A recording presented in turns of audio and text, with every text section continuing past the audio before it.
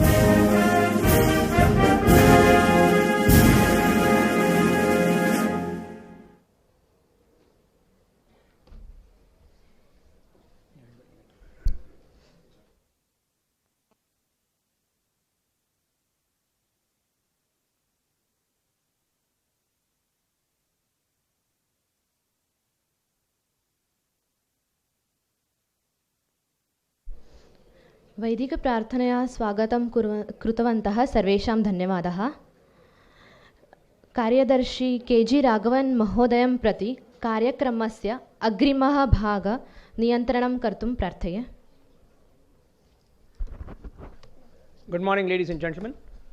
In memory and as respect to the former governor of the state, Dr. Khurshid Alam Khan, I request all of you to rise for a minute silence.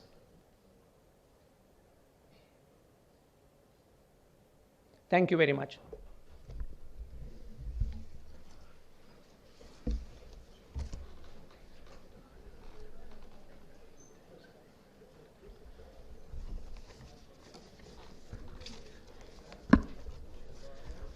Honorable Governor of Karnataka, Shri Hansraj Bharadwaj ji, distinguished guests on the dais, respected invitees, scholars, Bhavanites, ladies and gentlemen. In the Platinum Jubilee year of the Bharatiya Vidya Bhavan and in the 125th birth year of its founder, Dr. K. Munshi, yet again it gives me great pleasure to be before you and consider it a unique privilege and honor to guide this inaugural session of the National Conference on Vedic Literature, a 8-day unique program organized by the Bharatiya Vidya Bhavan, Bangalore and ISKCON.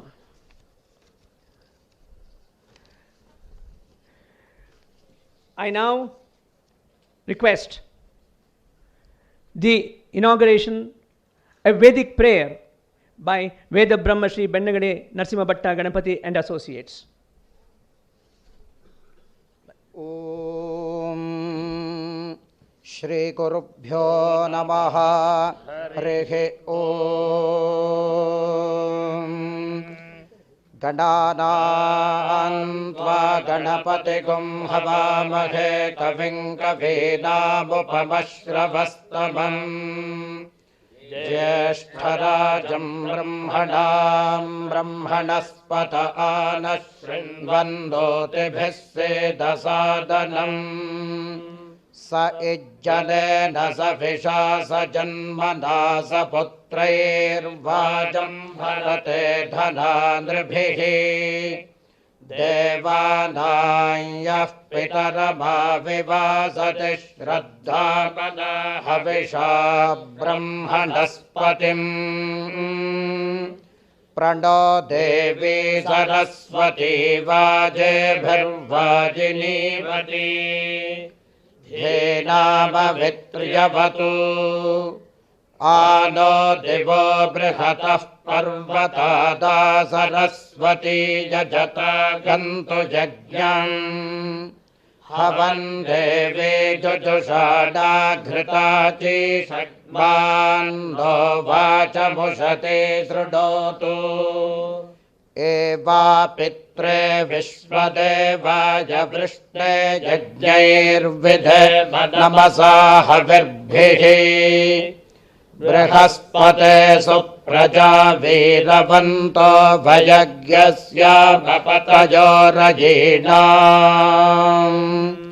अग्ने नय सुपथा राये अस्मान् विश्वानि देव भजुनानि विद्वान् युजोध्यस्मज्जुहुराणमेनः भूयिष्ठान्ते नम उक्तिं विधेम प्रवः शुक्राय भानवे भरध्वम् हव्यं मतिञ्चाग्नये सुपूतम् यो दैव्यानि मानुषा जनोगुंसि अन्तर्विश्वानि विद्मना जिगाति अच्छागिरो मतयो देवयन्ती अग्नेयन्ति द्रविणं भिक्षमाणाः सुसन्दृशकं सुप्रतीकज्ञस्वञ्जम् हव्यवाहमरतिं मानुषाणाम् अग्ने त्वमस्मद्युजोध्यमीवाः अनग्नित्रा अभ्यमन्तकृष्टीः पुनरस्मभ्यगुं सुभिताय देव क्षां विश्वेभिरजरेभिर्यजत्र अग्ने त्वं वारयानव्यो अस्मान् स्वस्तिभिरति दुर्गाणि विश्वा पोश्च वृत्से बहुलान उर्वी भवातोकायतनयाय संयोः प्रकारवो मनना वच्यमानाः देवद्रीतेन्न यथ देवयन्तः दक्षिणावाड्वाजिने प्राच्येति हविर्भरन्त्यग्नये घृताची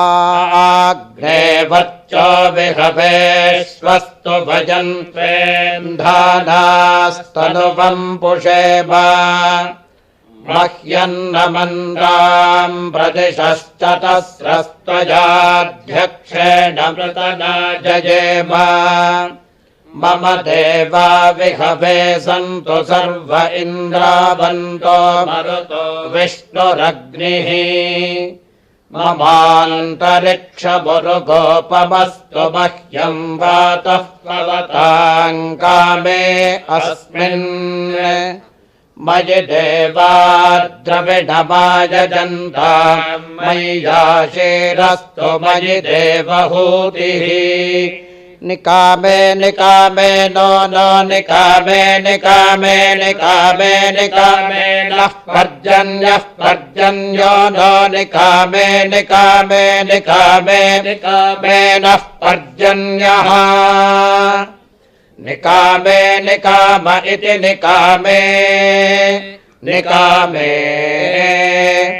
नः पर्जन्यः पर्जन्यो नः पर्जन्यो वर्षतु वर्षतु पर्जन्यो नः पर्जन्यो वर्षतु पर्जन्यो वर्षतु वर्षतु पर्जन्यः पर्जन्यो वर्षतु फलिन्यः फलिन्यो वर्षतु पर्जन्यः पर्जन्यो वर्षतु फलिन्यः वर्षतु फलिन्यः फलिन्यो वर्षतु वर्षतु फलिन्यो नः फलिन्यो वर्षतु वर्षतु फलिन्यो नः फलिन्यो नः फलिन्यः फलिन्यो न ओषधय ओषधयो नः फलिन्यः फलिन्यो न ओषधयः न ओषधय ओषधयो न ओषधयः पच्यन्ताम् पच्यन्तामोषधयो न ओषधयः पच्यन्ताम् ओषधयः पच्यन्ताम् पच्यन्तामोषधय ओषधयः पच्यन्ताम् योगक्षेमो योगक्षेमः पच्यन्तामोषधय ओषधयः पच्यन्ताम् योगक्षेमः पच्यन्ताम् योगक्षेमो योगक्षेमः पच्यन्ताम् पच्यन्ताम् योगक्षेमो नो योगक्षेमः पच्यन्ताम् पच्यन्ताम् योगक्षेमो नः योगक्षेमो नो योगक्षेमो योगक्षेमो नः कल्पताम् कल्पताम् नो योगक्षेमो योगक्षेमो नः कल्पताम् योगक्षेम इति योगक्षेमः नः कल्पताम् कल्पताम् नो नः कल्पताम् कल्पतामिति कल्पताम् ॐ शान्तिः शान्तिः शान्तिः हरिः ॐ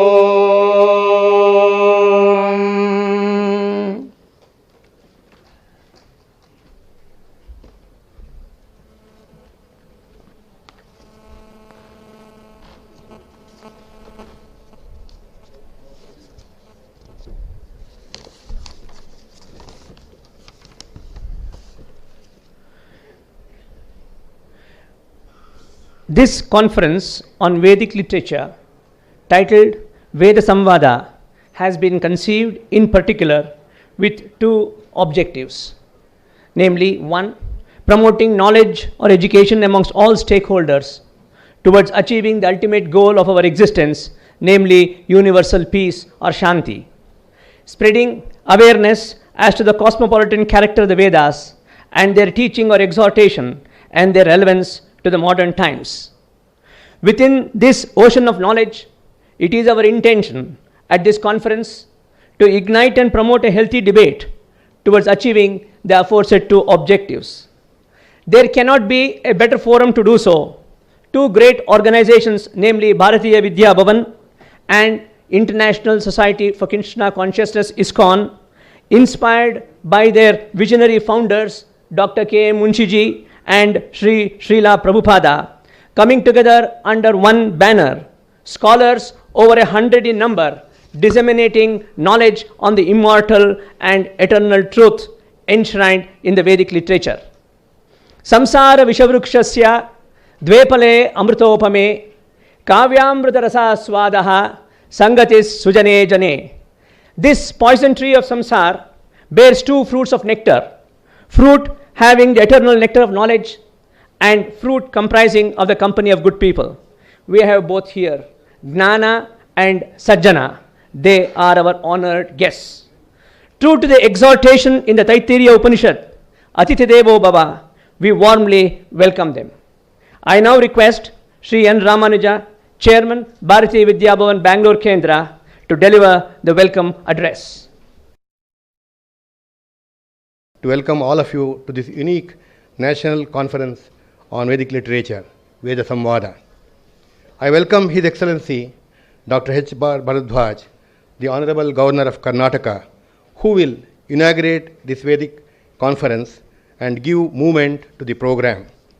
It may not be out of context at this juncture if I say that His Excellency has guided Bharatiya Vidya Bhavan in all its activities and also participated in all its important programs.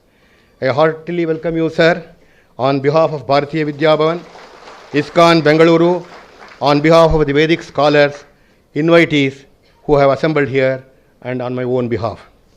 ಸನ್ಮಾನ್ಯ ರಾಜ್ಯಪಾಲರಾದ doctor H R Bharadwaj ಅವರು ಭಾರತೀಯ ವಿದ್ಯಾಭವನದ ಎಲ್ಲ ಮುಖ್ಯ ಕಾರ್ಯಕ್ರಮಗಳಿಗೂ ಮಾರ್ಗದರ್ಶನ ಮಾಡುತ್ತಾ ಹಾಗೂ ಸ್ವತಃ ನಮ್ಮ ಕಾರ್ಯಕ್ರಮಗಳಲ್ಲಿ ಪಾಲ್ಗೊಳ್ಳುತ್ತಿದ್ದಾರೆ. ಅದಕ್ಕಾಗಿ ಭಾರತೀಯ ವಿದ್ಯಾಭವನದ ಪರವಾಗಿ ನಿಮ್ಮೆಲ್ಲರ ಪರವಾಗಿ ಅವರಿಗೆ ಹೃತ್ಪೂರ್ವಕವಾದ ಸ್ವಾಗತವನ್ನು ಕೋರುತ್ತೇನೆ. I welcome ಶತಾವಧಾನಿ Dr. R. Ganesh, under whose leadership the 8-day programs have been planned. Professor V. Kannan, ex-Vice Chancellor, University of Hyderabad, has accepted our invitation and come all the way from Hyderabad to deliver keynote address. I extend hearty welcome to you, sir. I welcome Sri Madhupandita Dasa, President ISKCON Bengaluru, who is the guest of honor and also addressing the gathering. I extend warm welcome to all the Vedic scholars who have been associated with Bharatiya Vidya Bhavan in planning this program. I welcome all the invitees, the guests, and the participants who have assembled here. I assure you that all of you will be enjoying the 8-day program, which is going to enrich our knowledge in various aspects of our ancient scriptures. Samani va akutihi, samanai hridayani vaha, ಸಮಾನಮಸ್ತುವೋ ಮನೋಯತ ವ ಸುಸ್ವಹಾಸಿ. ನಮ್ಮ ಉದ್ದೇಶ ಒಂದೇ ಆಗಿರಲಿ, ನಮ್ಮ ಹೃದಯದ ಬಯಕೆ ಒಂದೇ ಆಗಿರಲಿ, ನಮ್ಮಲ್ಲಿ ಪೂರ್ಣವಾದ ಒಗ್ಗಟ್ಟು ಇರುವಂತೆ ನಮ್ಮ ಆಲೋಚನೆಗಳೆಲ್ಲ ಒಂದೇ ಆಗಿರಲಿ.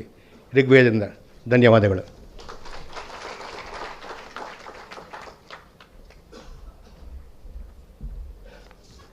It's now time for us to formally inaugurate this conference.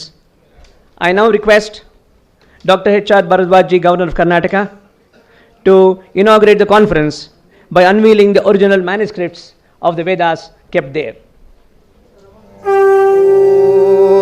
ज्योतिष्पतेन स्वासादजामित् ज्योतिष्कृतं स्वासादजामित् ज्योतिष्कृतं स्वासादजामित् आस्पदेन स्वासादजामित् ज्वलन्तेन स्वासादजामित् मल्मला भवन्तेन स्वासादजामित् दीप्यमानान् स्वासादजामित् रोचमानान् स्वासादजामि यजस्रान् स्वासादजामि बृहज्योतिषं स्वासादजामि बोधयन्तेन स्वासादजामि जाग्रतेन स्वासादजामि. ॐ बोधयन्तेन त्वा बोधयन्तेन बोधयन्तेन स्वासादजामि सादजामि त्वा बोधयन्तेन बोधयन्तेन स्वासादजामि स्वासादजामि सादजामि त्वा सादजामि जाग्रतेन जाग्रतेकुं सादजामि त्वा सादजामि जाग्रतेन सादजामि जाग्रतेन जाग्रतेकुं सादजामि सादजामि जाग्रतेन त्वा जाग्रतेकुं सादजामि सादजामि जाग्रतेन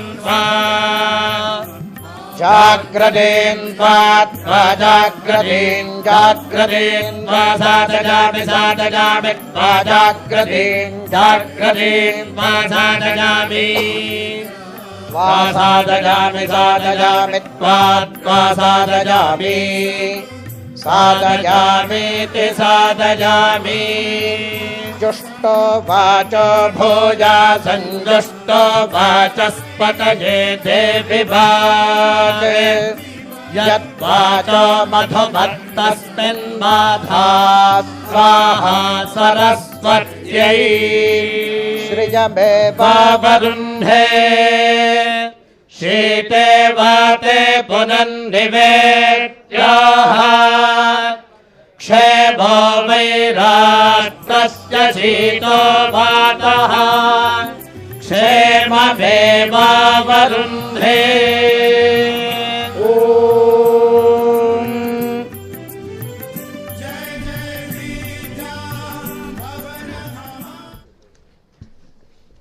At this conference, we have assembled over 100 scholars from all over the country. Over 100 topics from Vedic literature will be discussed and debated. It is Samvada.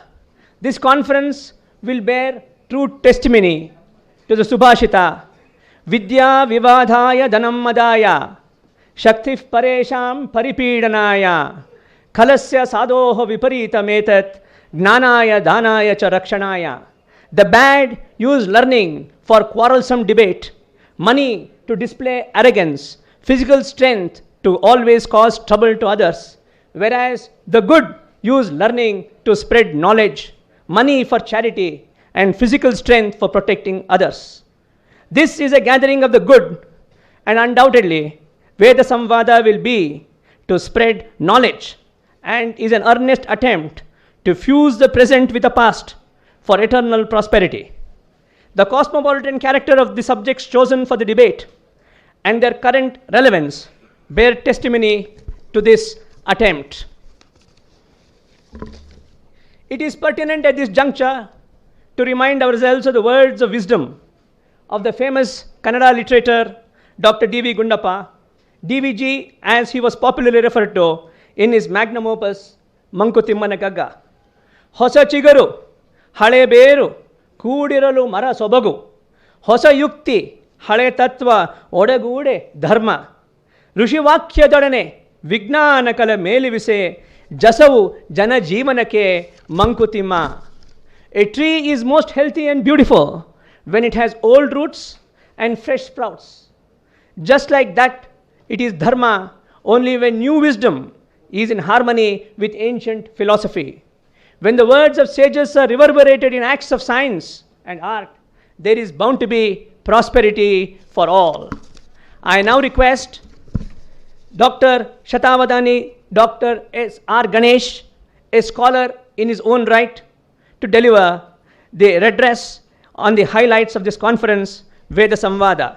अत्र महदिदं प्रमोदस्थानं यत् सर्वे जनाः आभारतं विद्यमानाः विद्वांसः विदुष्यश्च समागताः सर्वे सर्वाश्च बद्धाधराः वेदवाङ्मये तेभ्यः भारतीयविद्याभवनतः तथा च इस्कान् संस्थापरतः हार्दं स्वागतं व्याहृत्य सम्प्रति अस्य संस्कृतभाषायाः माधुर्यं श्रावयितुमेव कानिचन वाक्यानि प्रस्तूय सम्प्रति आङ्ग्लया वाण्या किञ्चित् प्रस्तोतकामोऽस्मि वेदसंवादस्य विषये.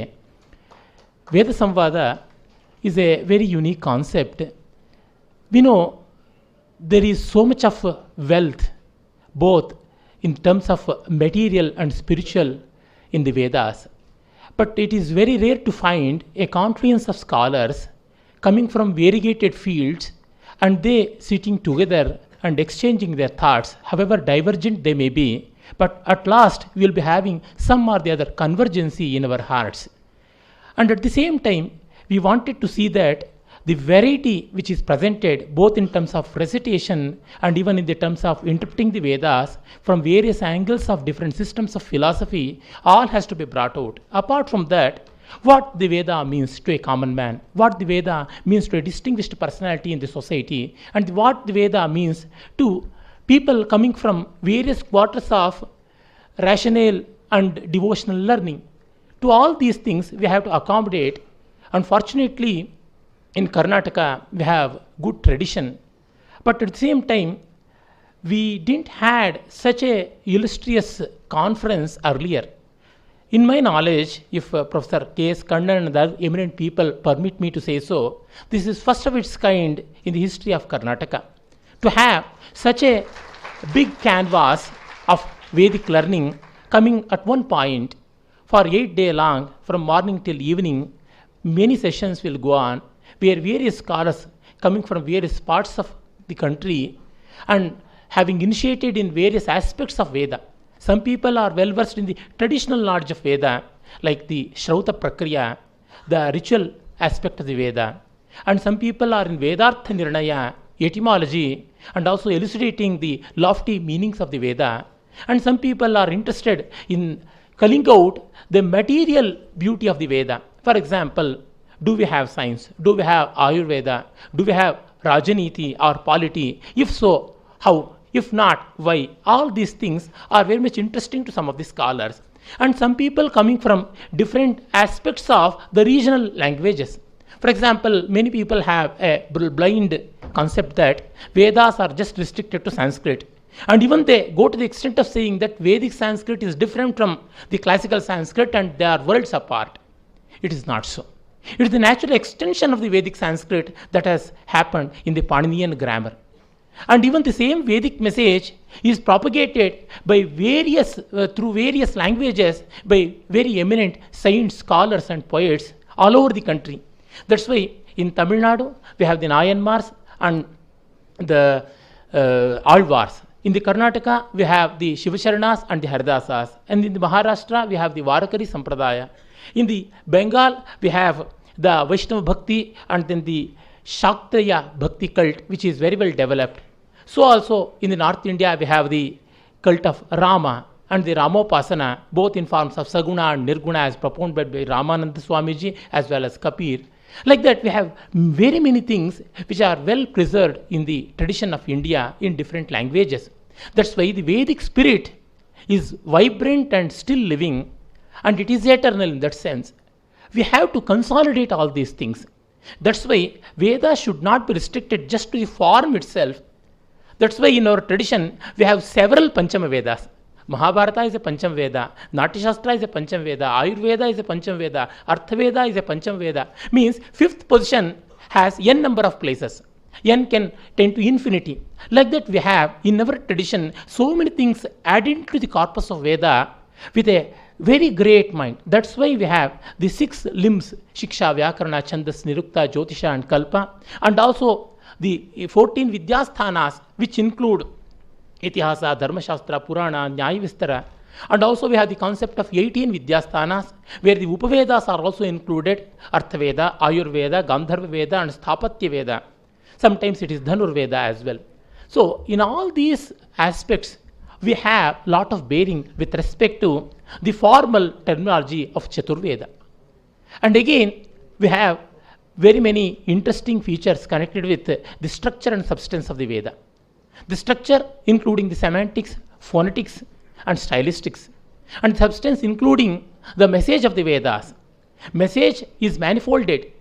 We have very many people coming from various walks of life.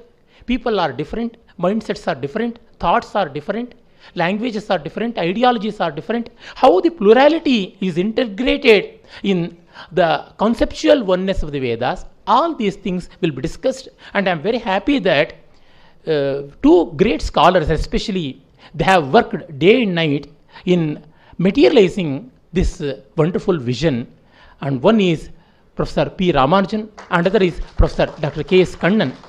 Ramanujan is an eminent scholar of his own right in the traditional knowledge as well as in the application of Veda and propagation of Veda through the modern means of communication, electronic media and digital media. And Professor K.S. Kannan is now associated with the Sanskrit University of Karnataka, where he is heading the faculty wing of research and projects, and he is a very unique person having multifarious understanding and knowledge of not only of the Vedas but also of the Indian culture in general, and especially arts and literature in particular. And these 2 people have taken a lot of pains along with the faculty of the Bharatiya Vidya Bhavan, headed ably by Shri H.N. Suresh and other people, and well guided by people like Shri Raghavan, whom you have seen now in his wonderful comparing how enthusiastic he is about the seminar.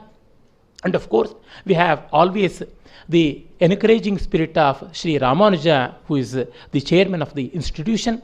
And of course, many scholars are also invited. Here we have Shri Satyavrata, and then Dr. S.R. Leela, and Professor M.K. Sridhar, and such other people also invariably associated with enthusiasm they come willingly to formulate the concept and also materialize the sessions. It's very difficult to call all the scholars at one time. Many scholars came, but at the same time, we could not accommodate. Earlier, we had lot of time, but few people turned out. And at the fag end of the organizational session, we had calls from very many scholars, and they wanted to participate, and we are much beholden to their eagerness and enthusiasm and participatory spirit. But we could not accommodate all the sessions. And we know it's so difficult to accommodate all the sessions, all the scholars, and all the thoughts within the 8 days. We have considerable time. 8 days is not a small period. However, we have very much of difficulty in streamlining the sessions because still Vedas are to be exhausted. 4 Vedas, how much? In the Yajurveda Brahmana, we have one beautiful story. Bharadwaja, having his lifespan for 300 years, he learnt Vedas. He went on, and then at the end of his life, he again penance and got the grace of Indra and renewed to 300 more years. Again it happened, so thrice it happened. Then Indra took him to 3 mountains and picked up 3 morsels of sand and told, this much I have learnt, and that is remaining, so Anantavai Vedaha. When that being the case, it is very hard for us to exhaust. And that's why it is something like we have Andhagajanyaya in Sanskrit, a maxim which says, blind people going to elephant and trying to feel and comprehend the whole body of the elephant, it is very difficult. So it will happen, but it should not happen andheneva niyamanaha yatandaha, I will assure you. It's not blind leading the other blind. In that sense, we have some of the interesting sessions which are catering to different people.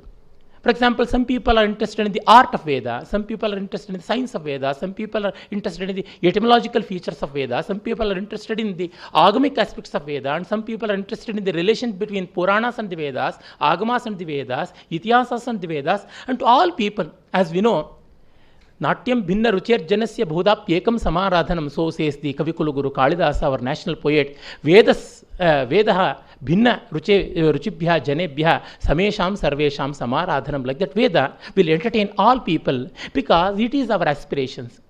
It is the codification of the aspirations and achievements of our rishis, and rishis are eternal. In that sense, it is not bound by the frame of space and time. And we have interesting sessions where the misnomers regarding Vedas, who has to recite, who has to read, who should not, all these do's and don'ts are being prescribed long ago. But to what extent they are valid? How is it so? If so, any such written document available in Veda? If not, why should pursue that? Why can't we have the Vedas? In all these senses, we are going to have deliberations and discussions, and people are invited to participate as per the limited schedules, of course. We know Kala is the ultimate thing. Krishna in the Bhagavad Gita says, Kala Kalaita Amaham. I am the ultimate counter. And so when he is counting down, none can stop. When that being the case, we have to adhere to Kala Purusha. We should not avoid the Kala Prakriya.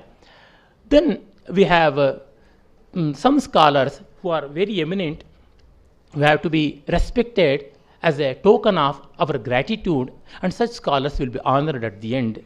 So it will be a very colorful and interesting session. We know Vade Vade Jayate Tattva Bodhaha. It is also said Vade Vade Jayate Tattva Nashaha. It should not happen. It will be Tattva Bodhaha. Thank you.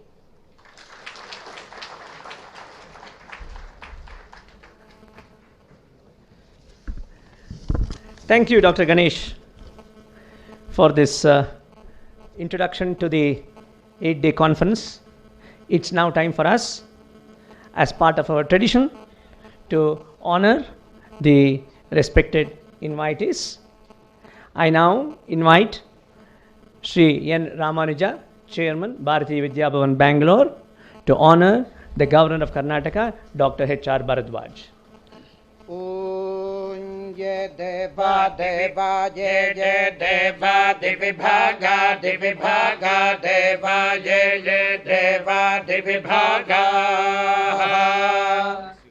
Deva divibhaga divibhaga deva deva divibhaga iti divibhaga deva deva divibhaga iti divibhaga iti divibhaga divibhaga iti krishna jidamiti divibhaga divibhaga iti krishna jidam. I now request Shri H.R. Anant, Vice Chairman, Bharatiya Vidya Bhavan, Bangalore, to honor Professor V. Kannan. Divibhaga iti divibhaga iti krishna jidamiti krishna jidamabhava krishna jidamiti krishna jidamabhava Krishna jidamabhava Krishna jidam Krishna jidamabadhodati dhodhatava Krishna jidam Krishna jidamabadhodati. I now request Shri H.N. Suresh, Director, Bharatiya Vidya Bhavan, to honor Shri Madhu Pandit Das Ji. Jidamite Krishna ajidam Abadhodati dhodhatava badhodati ma ime dhodhatava badhodati me dhodati ma ime dhodati ma evaive me dhodati ma eva.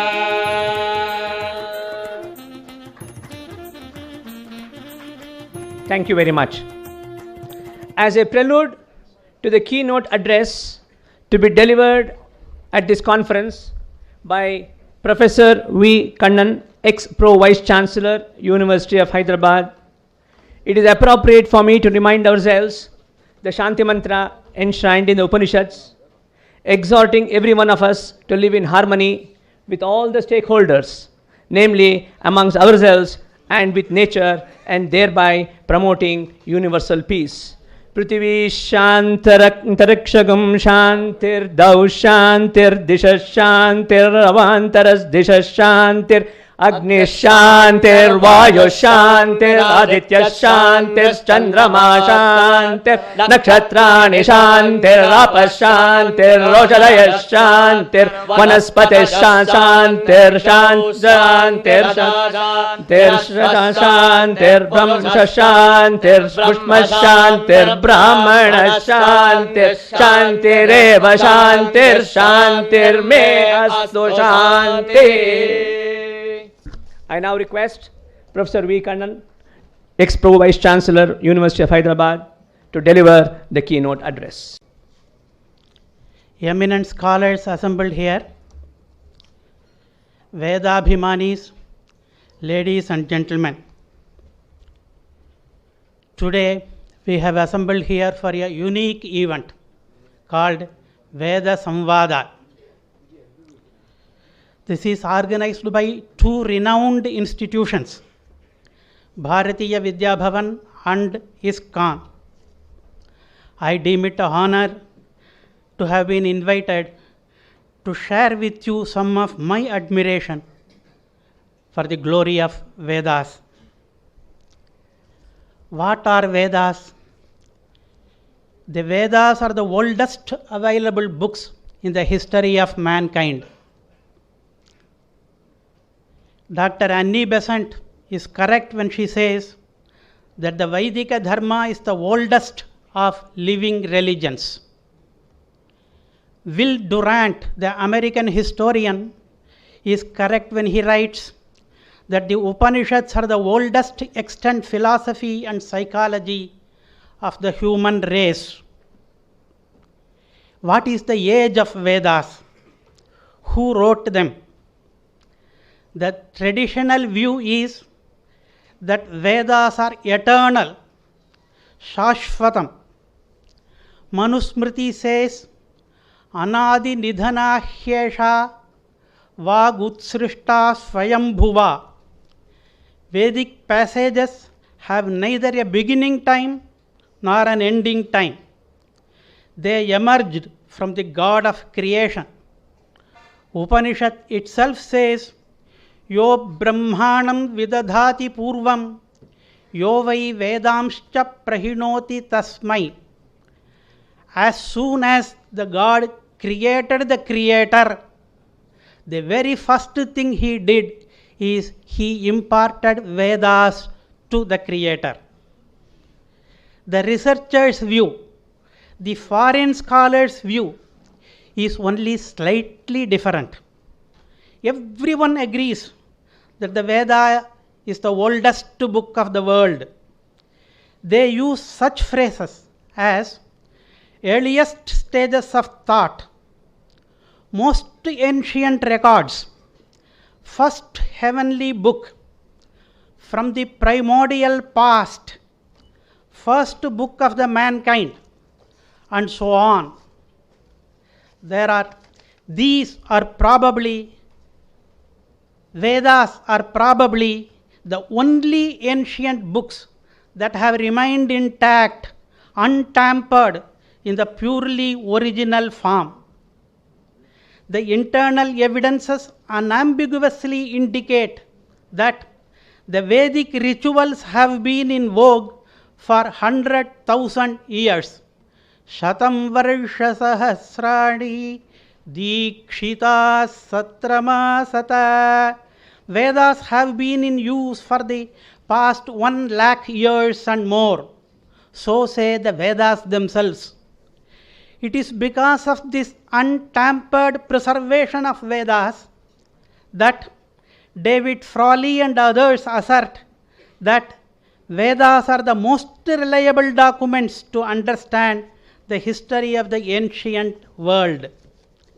These revelations are of undecidable age, with the estimate of scholars ranging from 1200 BC to several millions BC. Several researchers assign several dates.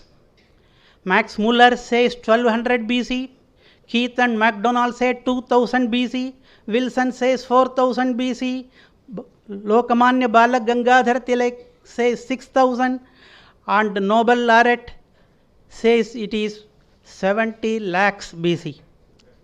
Why do they differ so much in their conclusions? A.B. Keith gives up his further research on the age of Vedas after declaring that the determination of the age of Samhitas will most probably remain as a mere conjecture. MacDonald admits at the end that the age of composition of suktas put forward by him is merely a guesswork. Khajki clearly writes that the age of Rigveda cannot be accurately determined by either linguistic tools or by literary data. Max Muller confesses that no power on earth can determine the age of the Vedas. These researchers diverge in their proposals about the date of Vedas, but there is one point on which they converge. All of them agree on the undecidability of the date of Vedas. These have been amazingly preserved by oral tradition. I am quoting now from a book of Graham Hancock, who has investigated mysteries of the histories. What is the most amazing about these hymnodies, Vedic passages, is not so much their overall length, which is awesome, but that for most of their history, it is probable that no written versions of them ever existed. And not because they could not be written down, but because the priests of the Vedic religion believed that they should not be written down, but should be kept alive instead in human memory. Vedanam lekhaka yesyuhu tevai nirayagaminaha. Whoever writes Vedas will go to hell. This is what rishis have pronounced. These are the only books whose sounds are regarded as important as their meanings. Markandeya Smriti prohibits even slightest variations in the recension of Vedas. Padasya varnamatrasya va vakyasya swarasya va vyatyaso yatra kutrapi tatra atyantam jagarukaha. We are advised to be very alert so that even a single letter or its swara is not changed. Now I quote an excerpt from the book Hymns from the Rig Veda by Dr. Jean-Mi Lee of France. The pyramids have been eroded by the desert wind, the marble broken by earthquakes, the gold stolen by robbers, while the Veda is recited daily by an unbroken chain of generations. Veda is traveling like a great wave through the living substance of the mind, traveling from generation to generation. Vedas and Vedangas contain not only rudiments but also some fairly advanced treatment of modern science. The Hindu revelation is in complete harmony with modern science, writes Jacques Olliot from France. The example that he gives is about the process of creation of the universe. In Vedas it says that it is created gradually, step by step, by evolution. Electricity, radium, electronics, airship are all known to the seers who founded the Vedas, writes Ella Wheeler Wilcox, a woman journalist of America. Rig Veda asserted that gravitation held the universe together. Vedic Aryans asserted that the earth was round and circled the sun. The Indians of the 5th century AD calculated the age of the earth as 4.3 billion years. In his book on the ancient roots of modern science, Dick Teresi goes on listing the scientific achievements of the Vedic civilization. Vedas admit many hidden meanings. Tirarthatam shrutishu vittadashartham. This is what Madhvacharya says. All Vedic passages have meanings in 3 different layers. The one on the outer layer is what we immediately understand. Even foreign scholars agree that Vedic passages should have concealed meanings. Solange Lemaitre in his book on Hinduism writes, there is more than a purely literal meaning found in the Vedas.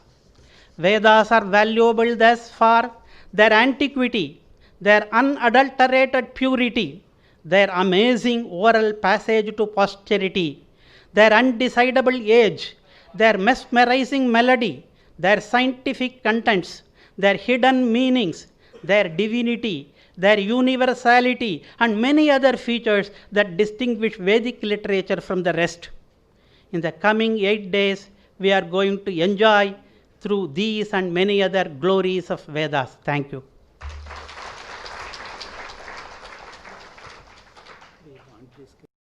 Very illuminating keynote address which has set the tone for the discussions over the next 8 days.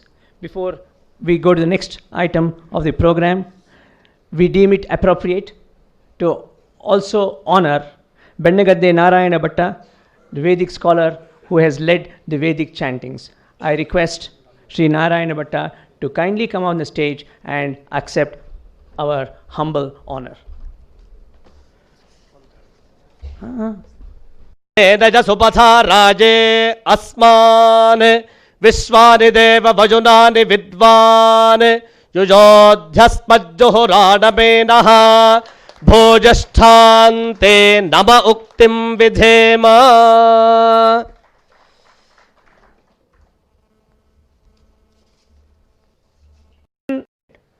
That he chose to lay the philosophical foundation for the Bharatiya Vidya Bhavan, his dream child, on the Rigvedic edict, Ano Badraha Krutavo Yantu Vishwataha, let noble thoughts come to us from every side. He sought to put the Bhavan on the high pedestal of the concept of Vasudhaiva Kutumbakam, giving preeminent position to knowledge, Amrutam to Vidya. I now request Sri Madhu Pandit Das ji to address the gathering.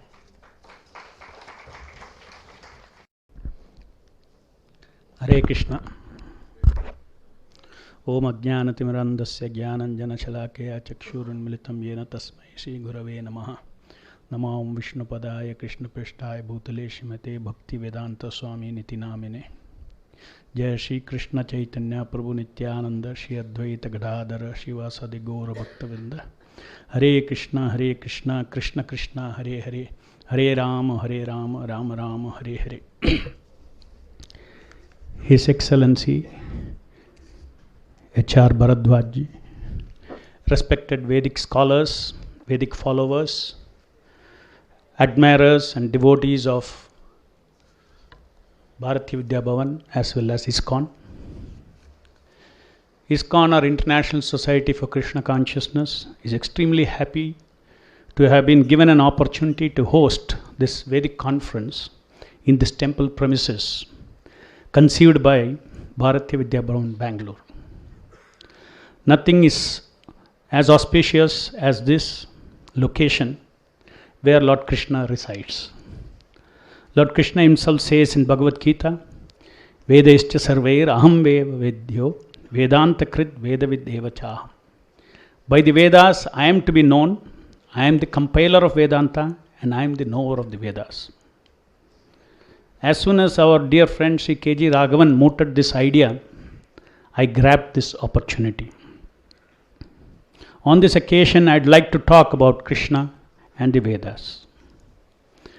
ISKCON Acharya Bhaktivedanta Swami Srila Prabhupada, the greatest exponent of Krishna consciousness, in a short span of 11 years from 1966 to 77, spread the message of Bhagavad Gita and Srimad Bhagavat Purana and the Sankirtana of the Hare Krishna Mahamantra all over the world, and starting from the West.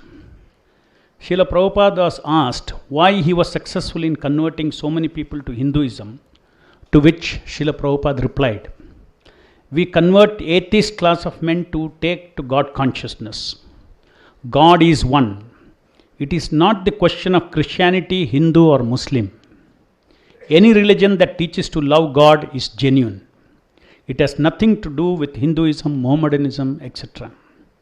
Thus he succeeded because he presented Krishna not as a sectarian god of Hindus, but as Parabrahman, the absolute truth. Srila Prabhupada came in the tradition of Sri Chaitanya Mahaprabhu, the 15th century saint and incarnation of Lord Krishna. Sri Chaitanya Mahaprabhu was the founder of the philosophy of Achintya Bheda Abheda Tattva.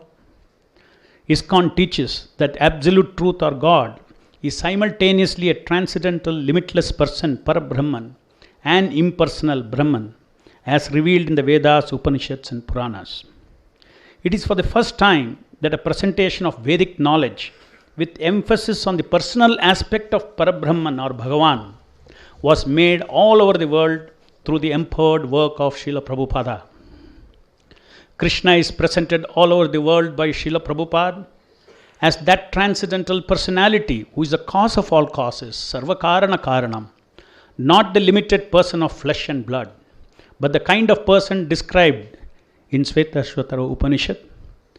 That absolute truth has no material legs and hands, but has spiritual hands with which he accepts everything offered to him. And also similarly, Bhagavan has no material eyes, but he does have spiritual eyes that sees all. Although he has no material ears, he hears all, possessing all perfect material senses. He knows present, past and future. Again, Krishna is not a limited person of flesh and blood, but who is described in the Katha Upanishad as Nityo Nityanam Chetanas Chetananam Eko Bahunam Yo Vidadhati Kaman. The Supreme Personality of Godhead is a maintainer of innumerable entities in terms of their different situations, according to individual work and reaction. Cautioning us against extending material conception of limited person of this world to Krishna, he himself reveals in Bhagavad Gita that he is not a person of flesh and blood subject to birth, death, old age as ordinary mortals. Avajananti mamuda manush tanum ashritam. Only the fools regard me as an ordinary person. He also declared that janma karma chame divyam evam yo viti tattvataha tektva deham punarjanmaniti mameti so. O Arjuna, one who knows the transcendental nature of my appearance and activities does not, upon leaving the body, take his birth again in this material world, but attains my eternal abode, O Arjuna. Such is the power of true understanding of absolute truth as a non-material, yet a person, but one who is the cause of all causes and maintaining the creation. The Rig Veda, which are hymns in praise of Devatas, and they all end with the word Om Tat Sat. Om Rig Veda also states Om Tat Vishnu Paramam Padam Sada Pashyanti Surya, meaning the Devatas are always looking at the supreme abode of Vishnu. In the Bhagavad Gita also Krishna says Om Tat Sat iti nirdesho Brahmanas Trividaha Smritaha Brahmanas Tena Vedascha Yajnascha Vihitaha Pura. From the beginning of creation, the three words Om Tat Sat were used to indicate the supreme absolute truth. These three symbolic representations were used by Brahmanas while chanting the hymns of the Vedas and during sacrifices for the satisfaction of the Supreme. The Vedas are the manual of the universe. All scientific knowledge of the world is contained in them. While being so, Lord Krishna also reminded that Vedas are mainly meant to raise the life of a man to a transcendental level beyond material nature, which is the ultimate purpose of Vedas. Thus, the ultimate purpose of the Vedas are even beyond the Vedas. Men of scientific knowledge are very much attached. In the Bhagavad Gita, Krishna also warns about giving overemphasis to the material aspects of the Vedas. Kamatmatmana swargapara janma karma phala pradam kriya vishesha bahulam bhogaishwarya gatim prati. Men of small knowledge are very much attached to flowery words of the Vedas, which recommend various fruitive activities for elevation to heavenly planets, resultant good birth, power, and so forth. Being desire of sense gratification and opulent life, they say that there is nothing more than this. Vyasadeva, who compiled all the Vedic literatures, found himself in a state of lack of complete satisfaction. Then his guru Narada came to him and directed him to compose a work in direct praise of Vishnu or Krishna. This is a background in which Vyasadeva composed Srimad Bhagavatam. Bhagavatam is described by Vyasadeva as a mature fruit of Vedic knowledge. Nigama kalpataror galitham palam chukamukhad amrit dhrava samyutam. Our expert and thoughtful men relish Srimad Bhagavatam, the mature fruit of desired tree of Vedic literature. It emanated from the lips of Shukadeva Goswami. In this particular age, Srimad Bhagavata Purana and Srimad Bhagavad Gita, these two, Chaitanya Mahaprabhu said, these two literature, if one can get familiarized with and practice, one will achieve perfection in life. Srimad Bhagavatam, though it is a final literature that Vyasadeva wrote, containing the essence of all Vedic knowledge, still it contains a lot of material knowledge within that, so that there is a development of faith in the rest of the matter that is given in Srimad Bhagavatam. In Srimad Bhagavatam, even though it was composed 5,000 years back by Vyasadeva, there is a description of the subject of embryology. In those days, now there are so many different kinds of modern observing instrument to find out at what stages the heartbeat of the embryo starts, breathing starts, etc. Even as early as 5,000 years back, it is recorded in Srimad Bhagavatam exactly how many days of the formation of the embryo, the heart starts beating, breathing, etc. And this is matching exactly with what we see in Gray's Anatomy of modern medical science. How did they know all these things? They had the power of the intuition, power of the mental instruments by which they could actually see these things happening. Beyond that, Srimad Bhagavatam also gives a whole description of creation of this material world, which is taking into account the factor called consciousness. The modern science is trying to understand this material world with the missing element of consciousness. Whereas our Vedic understanding encompassed all aspects of life, the consciousness, the senses and everything, and Srimad Bhagavatam talks of the creation of this material world, not only in terms of Panchabhuta, it talks in terms of 5 elements, then Manas, Buddhi, Ahankara, all the senses, the factor called time, and finally the factor called consciousness. Today, the physicists are bewildered when they go deeper and deeper into the study of matter. In 1963 Nobel laureate Eugene Wigner, he said, physicists have found it impossible to give a satisfactory description of atomic phenomena without referring to consciousness. The special characteristic of modern science is that consciousness is not considered as an element. Consciousness is simply considered to be a product of matter. Only matter is believed to be existing. In that spirit, when they went deeper and deeper into matter, they entered a roadblock, the Heisenberg uncertainty principle, where the observer made an impact on the measurement. This was unknown to science. It completely bewildered the entire world of physics, and till today they have not resolved it.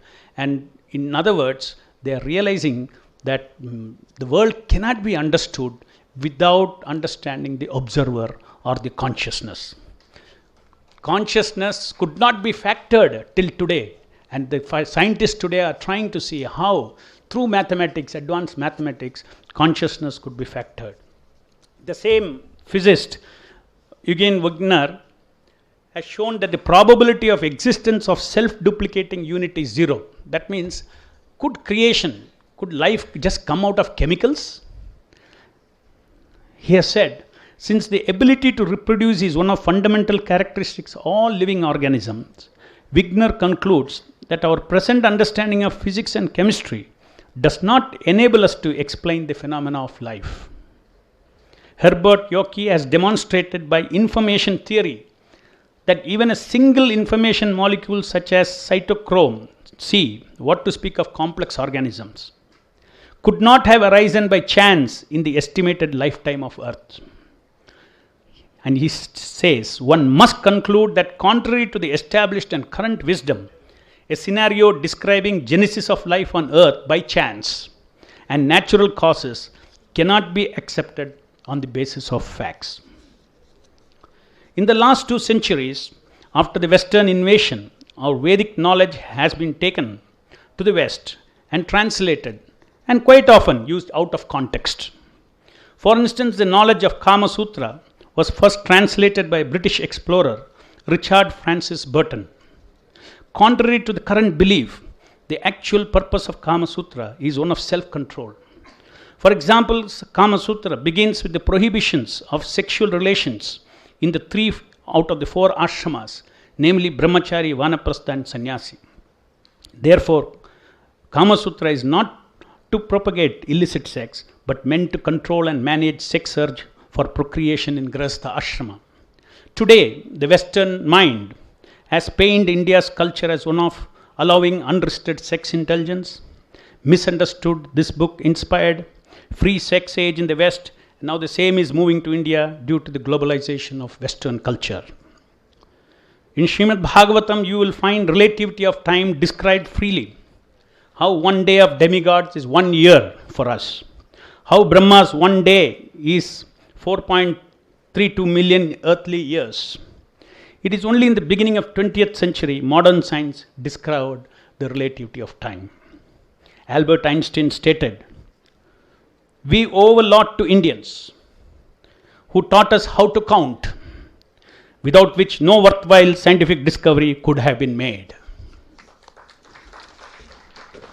Mark Twain said, "India is the cradle of human race, the birthplace of human speech, the mother of history, the grandmother of legend, the great grandmother of tradition. Our most valuable and most constructive materials in the history of man are treasured up in India only. The French scholar Romain Rolland wrote, "If there is one place on the face of the earth where all dreams of living men have found a home from the very earliest days when man began the dream of existence, it is India." The glories of Vedic material knowledge are unlimited to describe. The next few days we have assembled here to churn this knowledge, not only material knowledge, but also the essence of Vedas or the essence of Vedic knowledge, the transcendental knowledge, the knowledge beyond the senses, beyond this material knowledge. On this occasion, I would like to quote a particular verse from Kalisantarna Upanishad in order to invoke auspiciousness of the Lord for the success of this Vedic conference. It is said that the Hare Krishna Mahamantra is specifically mentioned in many Upanishads, such as Kalisantarna Upanishad. Kalisantarna Upanishad says, Hare Krishna, Krishna Krishna, Hare Hare, Hare Rama, Rama Rama, Hare Hare. Iti Shodashaka Namnam Kali Kalmasha Nashanam Natro Paratro Upaya Sarva Vedeshu Drishyate. It means after searching through all the Vedic literature, one cannot find a method of religion more sublime for this age than chanting the Hare Krishna Mahamantra. So on this auspicious day, let us all invoke the blessings of Lord Krishna. Attaining him is the goal of all Vedas. Let us chant the Mahamantra 3 times. Please join me. Hare Krishna, Krishna Krishna, Hare Hare, Hare Rama, Rama Rama, Hare Hare, Hare Krishna, Krishna Krishna, Hare Hare, Hare Rama, Rama Rama, Hare Hare, Hare Krishna, Krishna Krishna, Hare Hare, Hare Rama, Rama Rama, Hare Hare. Thank you very much.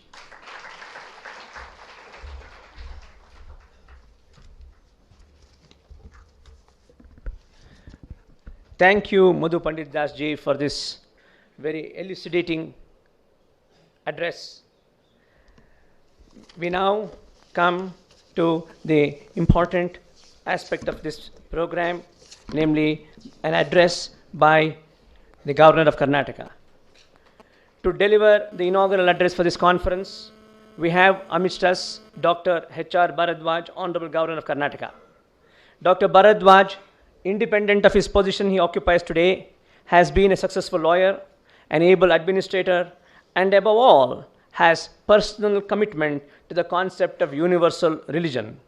He believes that all faiths ultimately lead one towards the same destination, namely the all-pervading, non-dual supreme power, and placing us in the eternal orbit of Ananda Sthiti, of truth, non-violence, tolerance, love, and compassion. He is the author of a meaningful book titled India, a Fellowship of Faith. To Dr. Bharadwaj, there can be no religion that preaches falsehood, violence, and hatred among fellow beings. In his view, the Vedas declare the principles of all religions as pious because they endow spiritual strength to the society.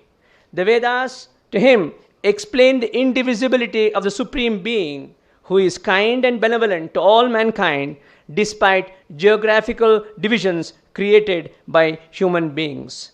Vasudhaiva Kutumbakam is a foundation statement of the Vedas. We all look forward to hear from him directly on this subject. Dr. H.R. Bharadwaj, Governor.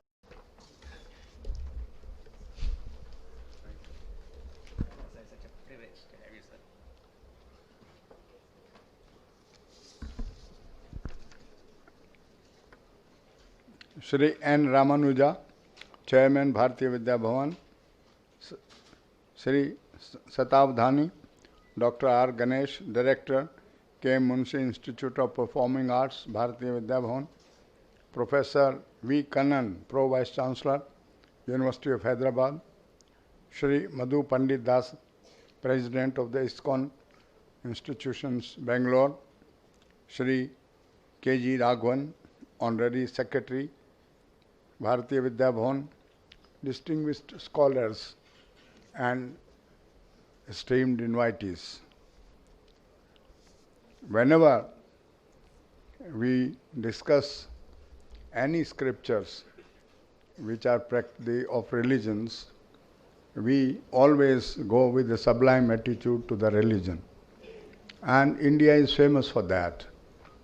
There is no manner of doubt, and everybody agrees in the world that India is one of the oldest civilizations, and a great literature existed in India thousands of years ago. Chinese and Indians perhaps are the two great civilizations which have survived all upheavals of history. And we had relation. Recently, the Minister of External Affairs came here, and I discussed with him how Chinese benefited from India when Faiyan and Hewan Sang, they came to Nalanda for learning. And he was beholden to that statement. That is why I request our scholars in India that we should not mix the literature which our scriptures have produced. Hinduism exists on a vast reservoir of knowledge, and this world actually is not found in any shastras. Either there is Sanatan Dharma or Vedic Dharma or anything, but there is nothing like Hindu Dharma. In any scripture, I can challenge everybody, it is either Sanatan or this. There are two civilizations living in India now. One is the Aryan civilization. Without dispute, Aryans belong to India and the surroundings of India. Whenever we do puja or archana, we say, Aryavarte Bharat Khande, Jambu Dvipe. Delhi is the Jambu Dvipe. So there are old names of our important places. So Aryavart is one philosophy and one civilization. And this area where we live in Karnataka and Kerala, as well as in Andhra and in Tamil Nadu also, they are Dravidians. And they both are oldest civilizations. And similarities of ideas, one is Indus civilization, particularly near Indus Valley. Excavations in British days, Mohenjo-daro and adjoining area, Harappans, they have confirmed this. And our Telugu language itself is a big classical language, and Kannada is equally a powerful language, but 50-60% of it is Sanskrit. And Malayalam also, but Tamil is another classical language. They have got Tirkurals. They don't have Vedas. They call it Kurals. And I was given these Tirkurals by Paramachari in Kanchi when I used to go to him as a lawyer. So these are two powerful civilizations which has merged, and merged so powerfully that there is no difference between our cultures. Today, you can't isolate Kannada with any part of India because your literature is so powerful. I belong to Haridas Parampara. My family believes in Haridas Parampara. There is another Parampara, Raghavendra Swami's much, and all this. It's a vast knowledge. So this is a vast ocean of knowledge, and we must understand it properly. Vedas are ancient because they were not man-made. Nobody can say that so and so made the Vedas. These are Shrutis. Shruti from Shruti, the principle says they are the basis on which Vyas Rishi compiled them in 4 volumes of Rig Veda, Yajur Veda, Sham Veda, Athur Veda. And subject-wise, if you carefully read all Vedas, fortunately the Arya Samaj in our country kept those volumes as they are available today, and they are selling it in very cheap publications to ordinary people. Read. Every mantra, every part of Vedas is ascribed to one Rishi. His name is given in that compilation. So and so Rishi gave this part of Vedas. So and so gave this part of Vedas. Not Bharadwaj alone. There are thousands of Rishis. And this is the great fortune of our country, that we are a country of rishis and munis and saints and philosophers. This is not so in the West. There are two philosophies in the world, and everybody vouchsafe, Britishers in Harvard, or in England, or in Oxford, in Cambridge, they never knew about what India is. They thought India is a backward country, we can enslave it. But how, after centuries of slavery, we emerged victorious? Gandhiji. So I must tell you, any scholar who speaks on Vedas must know this, that Vedas were compiled by Vedvyas. His rishi was known as the Vyas Rishi. He compiled Vedas, therefore he was called Vedvyas later on. There is no manner of dispute. So Vedvyas compiled them in such a state that first part of the Vedas are Brahmanas. That is Karmakanda. Those people who do puja, archana, our Brahmins particularly, they are called Brahmanas only because they do this ritualistic part of the Karamkand part of this. Most important part of Vedas is the Brahmagyan, is the spiritual knowledge, which is the mystic knowledge which India has produced of the highest order. And that Brahmagyan is the Upanishad or Aranyakas part of it. Upanishad is the core of Vedas because it is the highest knowledge which we get. And nowhere in the world such a literature exists. Because the materialistic outlook of the world, mostly people prefer. They say, eat, drink and be merry, tomorrow you die. And in India also there was a Charvak philosophy and so. But our Shat Darshan, the 6 philosophies which India has practiced, they gave preference to the Vedic and Upanishadic thought. And people who have known all this, they have put the Vedic philosophy in a correct perspective. I personally have made a lot of studies here as well as in foreign countries, how they got the knowledge.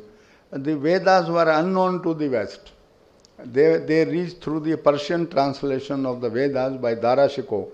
He sat in Banaras and translated Vedas into Persian. And the first chair was launched in France. And Schopenhauer, one of the greatest philosophers of French scholar, he set the first Sanskrit chair in France. Similarly, in Germany, they started teaching of Sanskrit. Then Oxford, Max Muller from Germany went and taught in Oxford the Indian philosophy. And they told the ICS people who were coming to India to govern this country that India is not just a old rustic country, it's a very powerful civilization and you will see many things. So William Jones and 2-3 other civil servants came to Calcutta in East India Company and they tried to discover what is India. So they translated several books, Upanishads and all this, and they found this is unprecedented knowledge which exists in India. And they formed the Asia Society in Calcutta. Through that they sent the literature to rest of the world. And personally, I personally see that why it could not happen. It could not happen because after a certain age, India faced several upheavals in history, and our history was not properly written by anybody, unless Dr. Munshi and his colleagues thought of this your history published by Vidya Bhavan. You will not find all commentator Hevel or other people whom I read extensively, they say Aryans migrated to India. I have traveled all over the world to see where are that place where Aryans were living. The only one place I found was that original Aryans could be located was near Iran, and they were these Parsis who have come to India. They did not convert themselves, they traveled to Gujarat, Navsari, and they wanted to live in India. They said, we belong to your way of thinking, and they were allowed to live in Navsari, and now they are occupying that area, Bombay and Gujarat area. So they are fire worshippers. They worship the fire, god of fire. We also are worshippers of the fire. All our rituals are held at Agni. So there are similarity of the Veda. But when I read Vedas extensively, every part of it, I find we are identified with the entire environment of India. Our mountains, our rivers, our cities, and so many things, they fit in our system. So I firmly believe that Aryans were Indians, ancient times, because they were rishis. Nobody except rishis and munis elsewhere. They say, we get philosophers. Then I traveled to the Greek. They were philosophers at one island. There is a Miletus island in Greek, where I went there, where this Plato, Aristotle, and Socrates, and all these, they were born in around that area. They knew nothing about the origin or how the human beings are born or things are born. They were just imagining whether by moisture or by this or by air or by water things are created. India answers all these questions in the Vedic literature. Panchbhut, what are the 5 elements by which the humanity is constituted. But before that, if you see these things, they are not relevant. Now, science and technology became so powerful in the West that they never accepted anything spiritual. The difference between East and West is they are far more materialistic, far more greedy, which India does not. India has attached importance to spirituality. And that is the privilege of India, that our saints and seers are sannyasis. In India even today, whatever fall we may experience today in our life, but even today, people who sacrifice are respected. So rishis and munis, they were gurus.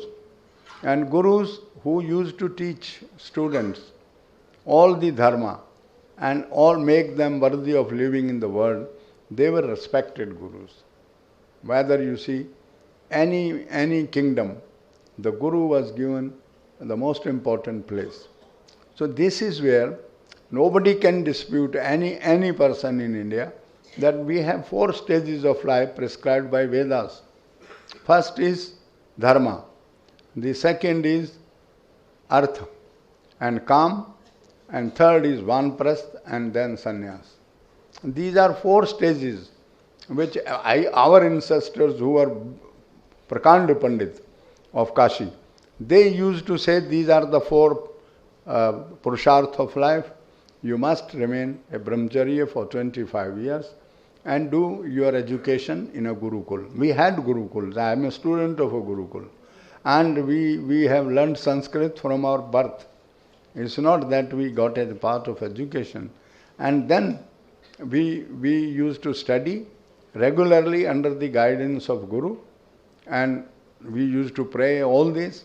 And then when I became 25 years ago, age of age, my Guru, my own grandfather, he was the principal of that Gurukul, he told me that now you are 25 years of age and you are a lawyer, now I direct you to join the Grihastha ashram. And exact words I can repeat before this audience. Hansraj, मैं तुम्हें आदेश देता हूँ कि तुम अब तुम्हारा ब्रह्मचर्य आश्रम खत्म हो गया है, अब तुम गृहस्थ आश्रम में प्रवेश करो. He named my wife that so and so, daughter of so and so, you have to marry. And that was an order. I never saw my wife, so that was an order. And that was an order. I touched his feet and went for the marriage. And I married a girl whom I never seen. And that was the tradition of Vedas. Guru Shishya Parampara. If India does not remember the Guru Shishya Parampara, where are Vedas? Vedas are all transmission of knowledge directly by the Guru to the Shishya. You read all the Upanishad, they start with a prayer. And the prayer is that our thoughts be common, let there be proper communication between an equilibrium of thoughts. All these are very high principles, and they have been followed in India. So the Guru gives you direction to enter the Grihastha ashram, and this is the most auspicious thing in one's life. When you enter into marriage with a girl, you take certain vows. There are certain promises made. Nobody remembers these days those days. But they are very important. That I shall respect you, I shall consult you, and I will not insult your parents or your relations. You will be my Ardhangini. All these kind of things. They are in our culture and in our mandate of our society. They were part of Vedas. If you just read Atri Upanishad and Taittiriya Upanishad, you will find a complete code for students. If you don't remember, then what is the use of talking of Vedas? Every convocation which I address, I see that these commandments of Taittiriya Upanishad are repeated. First is the Matri Deva Bhav. Have you understood the import of Matri Deva Bhav? It is something brilliant. Why Matri Deva Bhav? Because Prithvi is the mother of the whole universe. Prithvi Sukta in Atharvaveda, it says so, that every person who is born is the son of this Mother Earth. Same is repeated in Isha Upanishad. Isha Vasvedam Sarvam Yat Kinchan Jagatyam Jagat.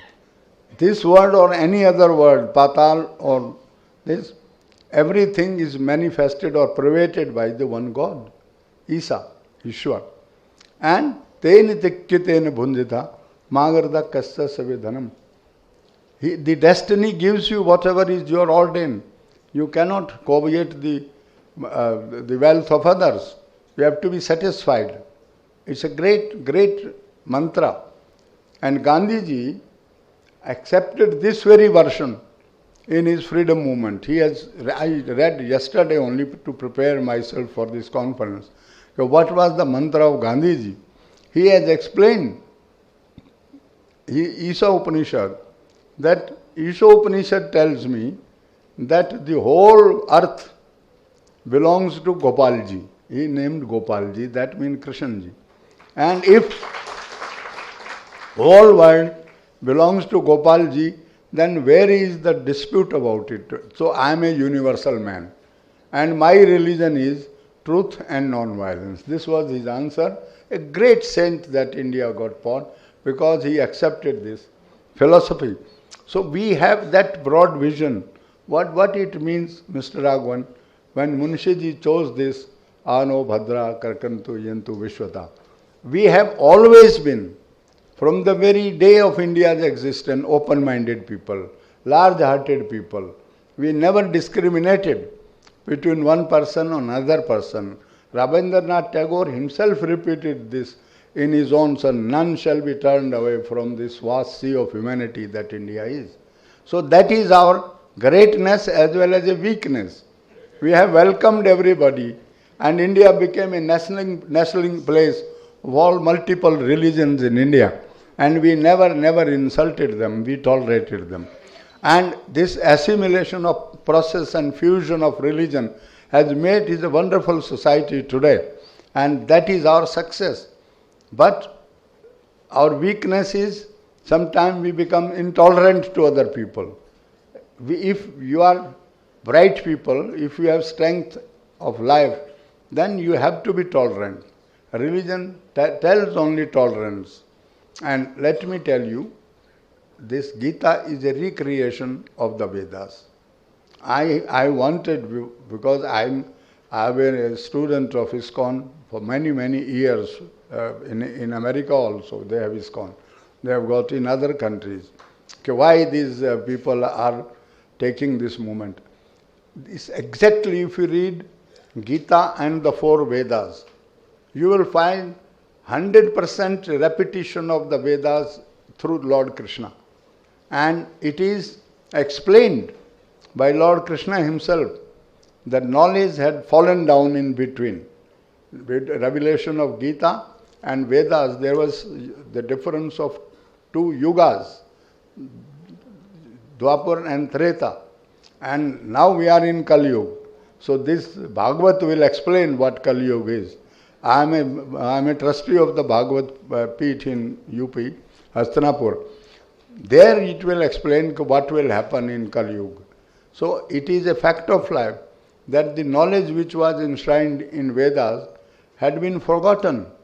The entire Bhakti Kalin, medieval period, where all these bhakts went to Ram Bhakti and Krishna Bhakti, because we were not ruled by us. So they went in the service of Lord himself, that you liberate us sometime or the other. But even then, Tulsidas ji in Ramcharitmanas said, Sri Ramchandra ji, तुलसी मस्तक तब नवे जब धनुष बाण हो हाथ, शक्तिशाली देश होना चाहिए, तभी हम आपको मानेंगे. तो मर्यादा पुरुषोत्तम राम को भी हम लोग भगवान का दर्जा दिया, और Krishna ji, because they brought back the knowledge which we had lost. So Gita is an essence of entire volumes of Vedas. That is why today it is easier to know Vedas by reading Gita. The whole metaphysics, what does Gita tell you? It says, your Atma, the soul, is eternal, ajo nityo sasvato. The soul alone is ajo nityo sasvato, jatas samritu dhrum.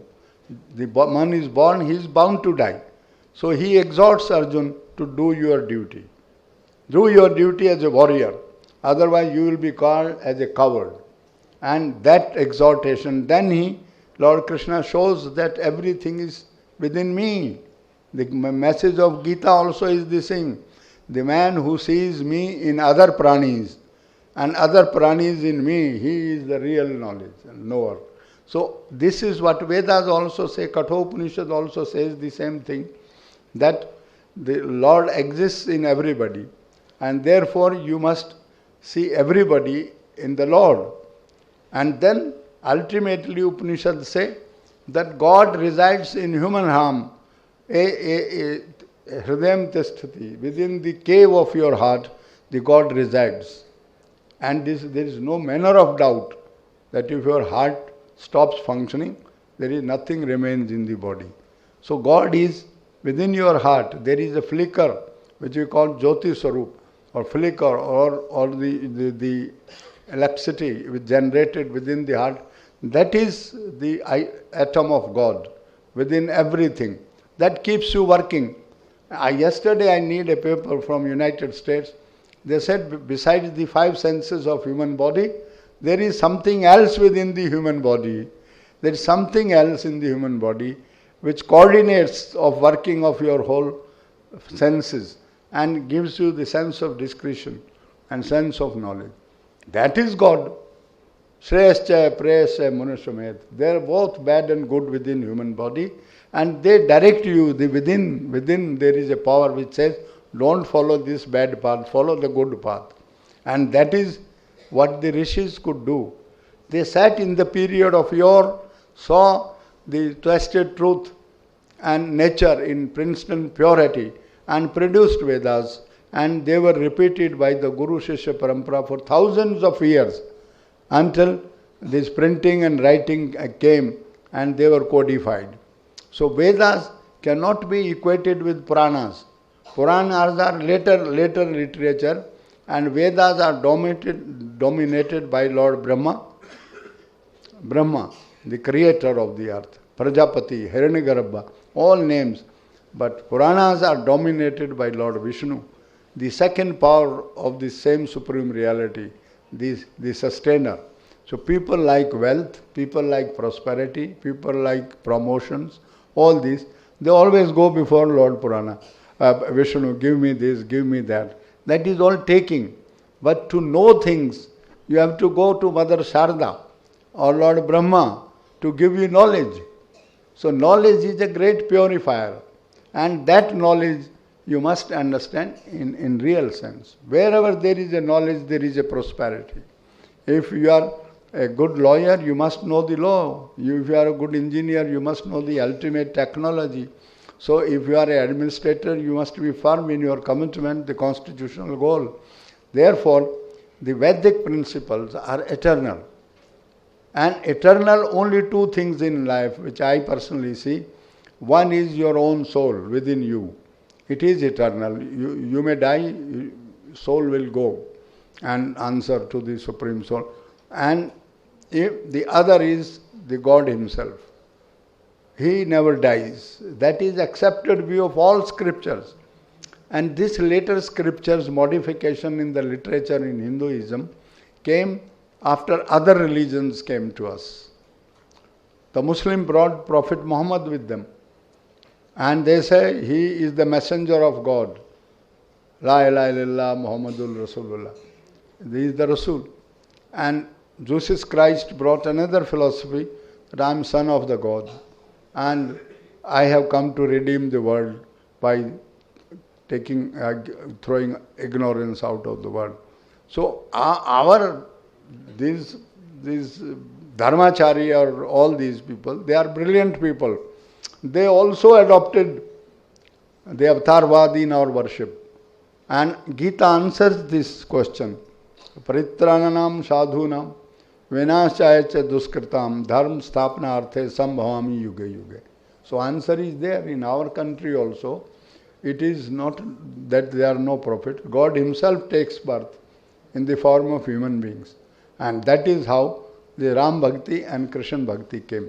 But earlier in the Vedas, the Prajapati, creation, and all this was done by him, and sustainer is Lord Vishnu. This is Puranic literature. There are very important 8 or 9 Puranas. They are Puranic stories, maintaining the principles of the Vedas, but for a common man explaining them in other ways. And then there are commentaries, and finally these are epics. Ramayana and Mahabharata are not a part of Vedas. They are epics, our history. Ram was a ruler of Ayodhya. Is there any doubt about it? And so Lord Krishna from Dwarkadhish, the whole thing, I personally gone to Dwarkadhish. There is a powerful area of Lord Krishna where he came from, and then Mathura, Vrindavan. All these, they are a part of our Indian culture and heritage. But these are avatars who came to redeem us and save the humanity. And many such things will happen, and according to me, the knowledge of Vedas is eternal. It never changes. It is infallible because it emerged from Shruti. And we should try to understand it, that learn 25 years of good knowledge. Any student. I must today emphasize on thing that these 2 Upanishad, Tetri Upanishad, is only meant for the student life, brahmacharya life. And that gives you complete commandment how a good student should go about and become perfect. Now in American university, I have visited 99% universities of United States, from Harvard to Berkeley, Berkeley to Los Angeles, and then to right up to Hawaii. The tradition of American university is just like our Gurukulas. The student and teachers, they are father and son, and they maintain their relation throughout their life. 5 professors. Mark Galanter is a very senior professor. I met him only for 1 month here. And he comes regularly to India and phones me.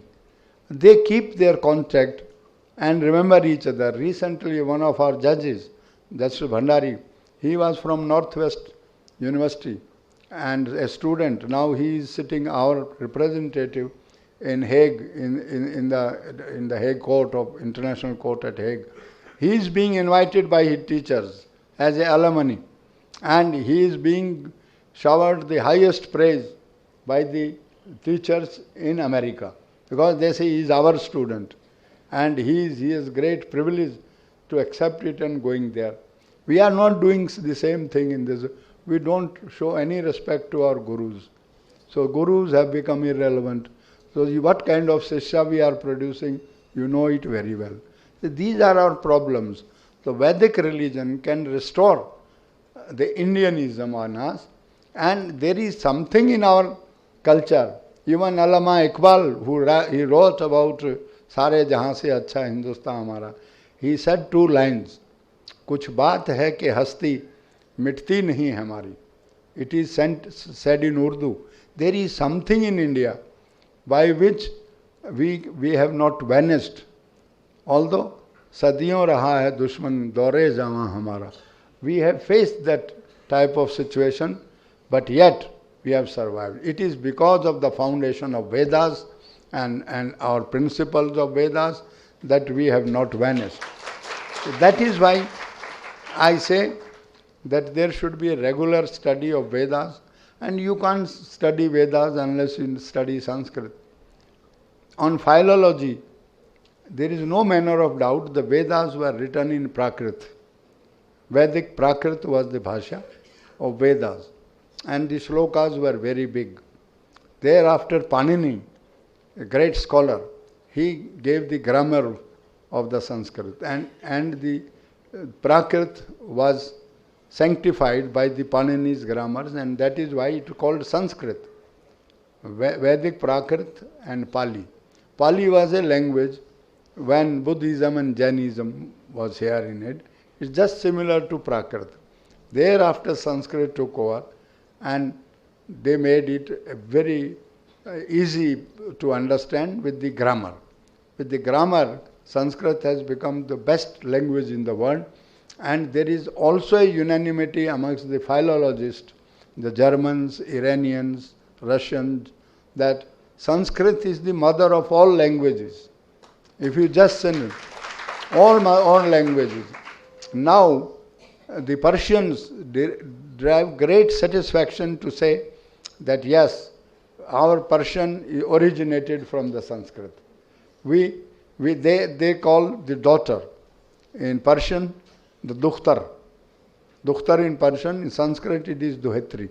So the philology proves that there is similarity of word. And Pidar, the mother, and Pitri is in Sanskrit. So there is absolutely similarity in phonetics.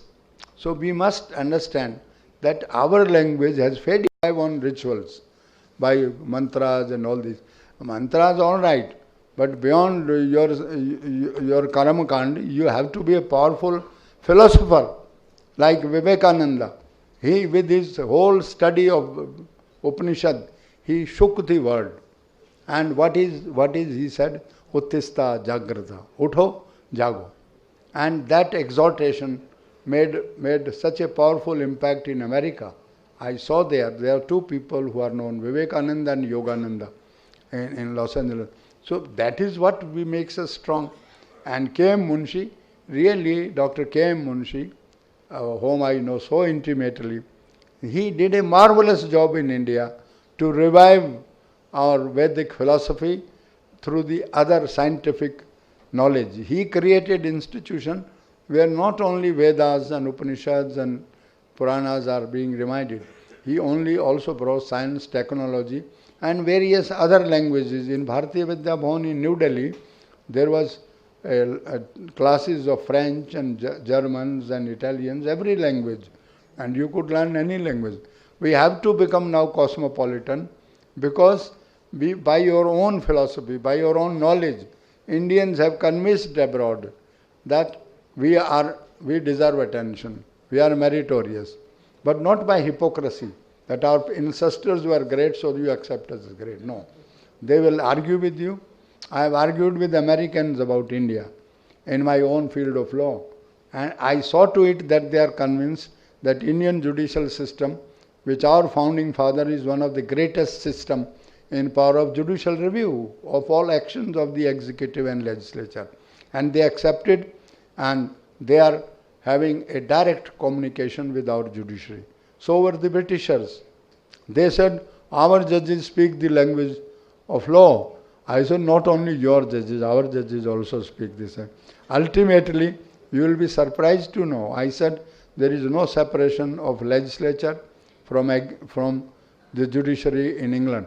So last 2 years when I was law minister, they separated their House of Lords and Supreme Court of India.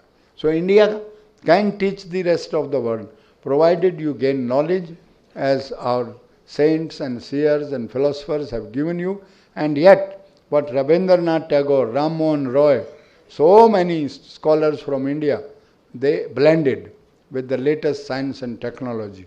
So that is what I feel the purpose of this discussion should be. You can't travel to a dark tunnel and have a bright future.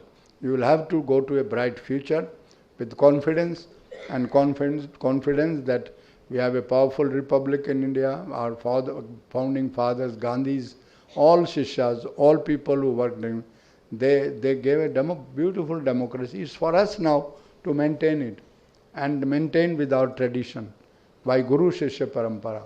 First job is to respect your gurus, your elders. अभी कोई माँ बाप के पैर नहीं छूता. हमको तो सुबह ये सिखाया जाता था कि बड़ों के पैर छुओ, आदर करो. माँ को बुढ़ापे में याद नहीं करता कोई भी, वो कहते हैं ठीक है होगी. जैसे माँ जन्म देती है आपको, माँ अपने बॉडी से जन्म देती है आपको, अपना खाना भी नहीं आप खुद खाती बच्चे को और खड़ा करती है, सब कुछ सिखाती है. आप ओल्ड एज में मदर पेरेंट्स को कोई परवाह नहीं करता. ये हमारे उपनिषदों का ज्ञान है. मातृदेव भव is the first item of which is taught in our Upanishad. So I thank you for organizing this, but I make a request. Let us not mix the British or Western philosopher with our own philosophy. And they are quite different people. They have ruled the world, kept people slaves for years and centuries, exploited it. There have been world wars, there have been barbarous victories in so many things. We have never gone out and conquered any part of the world. We are peace-living people. We produce Gautam Buddha, Bhagwan Mahavir, and Guru Nanak Dev, and Adi Shankara, Madhavacharya, Ramanujacharya. We only adjust and blend Advait Vedanta with Visistadvaitvad or Dvaitvad, only to explain to the people. Otherwise, there is no difference between the Vedic philosophy as such. This is my view, and I am yet making certain whether what I say is true or not. Thank you.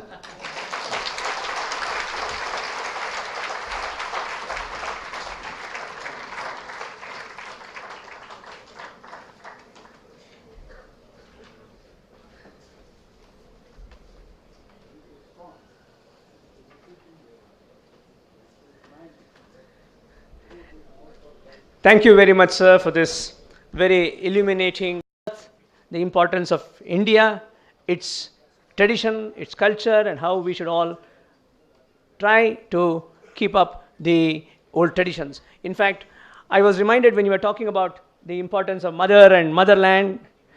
After the war in the Ramayana, when Rama vanquished Ravana, he expresses a desire to Lakshmana to go back to Ayodhya in these words. Api Swarnamayi Lanka Name Lakshmana Rochate Janani Janmabhumischa Swargadapi Gariyasi. Lakshmana, even this golden Lanka does not appeal to me. Mother and motherland are greater than heaven. Now we come to the end of this inaugural session. I request Sri H.N. Suresh, the director of the Bharatiya Vidya Bhavan, Bangalore, to propose the vote of thanks. Ellargu namaskara. I really have no words today to thank adequately for the wonderful inaugural session we had this morning. First, I thank Varuna Deva, who has been very kind to ensure that this conference goes off so wonderfully well. And I thank him and I pray for him. And our thanks to His Excellency Bharadwaj.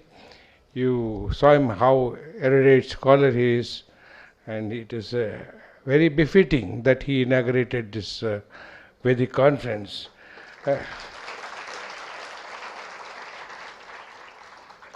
And our heartfelt thanks to Sri Madhav Pandit Das ji, but for his support and cooperation, Bharatiya Vidya Bhavan could not have held this conference in this manner.